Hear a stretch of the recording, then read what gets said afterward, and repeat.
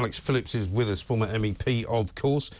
Alex, unbelievably, when I saw that Costa Coffee advert yesterday, when it was drawn to my attention, I actually thought it was a parody. Because you know how sometimes, like, there's a parody of Just Stop Oil that some people fall for sometimes because it looks exactly like the real official Just Stop Oil Twitter account. I was pretty sure, if that is not a spoof, that's an extraordinary thing to actually advertise. I mean, I don't know whether you had the same thought or whether you realised that we are so woke now in this world that nothing surprises us. Oh, that doesn't surprise me at all. I mean, this has become the latest cultural currency, hasn't it? You've got to support essentially maiming and massacring the healthy flesh of young people that alter some sort of mental health issue rather than address the mental health issue. It's a mental health issue that traditionally was only blighted about 0.3% of the population at best, if not lower than that. And yet we've all got to be on board with it and try and tell everybody that they should be thinking about, you know, removing breast tissue and lopping off their genitals and whatnot. But, you know, it's ridiculous, isn't it? I don't understand who they're trying to appeal to here, because as we know, there aren't many people with this dysphoria in society, apart from a few, you know, big handful of teenagers getting brainwashed on Instagram. So who is it they're actually trying to market to? What I find quite sick, actually, in our societies, we still live in a world that is extremely hostile to people with disabilities. You know, when I go to a tube station, when I'm going on holiday and have to try and lug my suitcase down 2 flights of steps, I often think to myself, what is this like for people who genuinely have physical incapacity?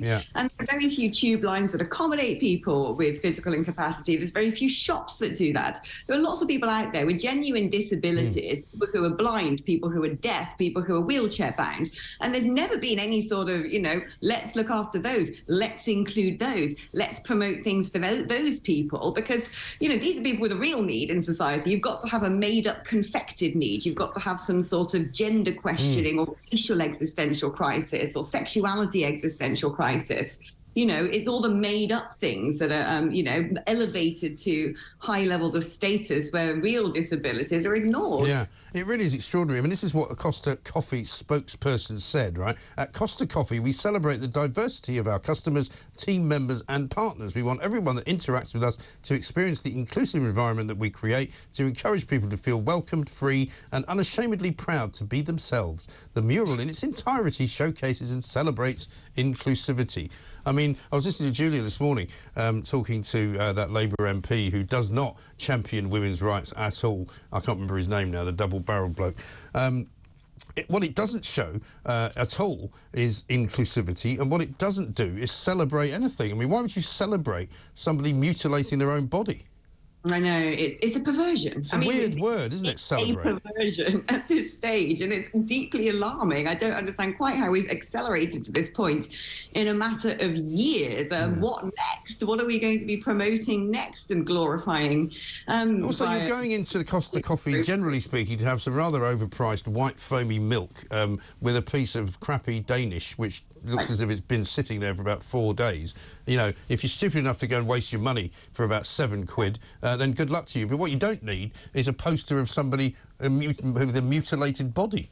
And at the same time as well, I would hasten to add, I doubt Costa Coffee showers themselves in moral rectitude when it comes to where and how they buy their coffee beans, probably exploiting kids in fields in Kenya via the EU and the cosy corporate cartel of Nestle and Unilever and so on and so forth. And I doubt also that they would ever hold themselves accountable for making these sort of, you know, iced coffee drinks so laden with sugar that a teenager could probably ingest their entire calorific allowance for the day with some frappuccino, whatever it's called.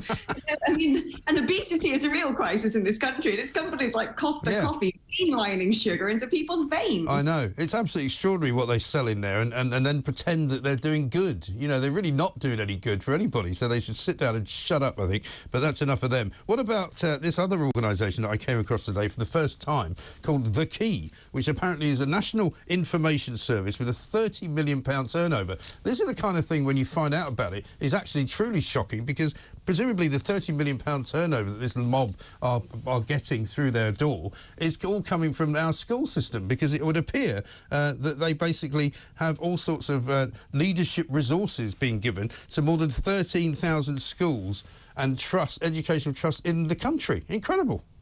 Do you know, it seems to me, just as we seem to invent mental health conditions, identities and genders these days, we also invent entire professions and organisations that cling off the back of them. You know, these fantasyland consultancies who want to peddle their mad neuroses to a population, who then want to sort of say, well, yeah, have you ever thought that you might be a little bit mentally ill? Well, we're here to help and we're going to tell everyone about your mental illness. I mean, it is mental illness of itself, isn't it? And I think there's way too much of this going on in workplaces, in classrooms. What happens just getting a day of work done? What happens just sitting at a computer or going on a production line or whatever it may be and getting a day of work done without having to stop every 5 seconds and questioning whether you're being some sort of ist, a racist, a sexist? You know, it's just... Or whether you're taking advantage of white privilege in a school setting, because this is one of the things that they teach. And of course, because a lot of people live in cities in this country, which are pretty multiracial, they forget that most of this country is sort of, you know, 86, 90% white. And so the idea that you're sitting in a primary school somewhere in Dorset being told that you're suffering from white privilege, and you're looking around going, well, everybody's white. Well, I don't even know what that means. But actually, look, let's just tell it as it is, which no one ever does these days, do they? But I'm going to do it. I'm going to stick my head above the parapet. Frankly, if you want to get on in banking, if you want to get on in media, if you want to get on in almost any career right now, it helps to not be white. It actually helps to not be normcore, to not be straight, to not be white, to not have an English surname. It helps to have some sort of tick box quality that you can say elevates you in some sort of level above other contenders. It makes you the more special candidate. And I think that is something that we're not talking about. Look, I'm not saying that white people haven't had it great for years. Of course we have. You know, we have come through various decades where we've been pretty rotten to people who have come into this country and called it their home. But we've gone so far in the other direction now that the net result is it builds up resentment. It finds racism where there isn't racism and actually makes us a more divided society. Yeah, I don't think there's any doubt that that is exactly what has happened.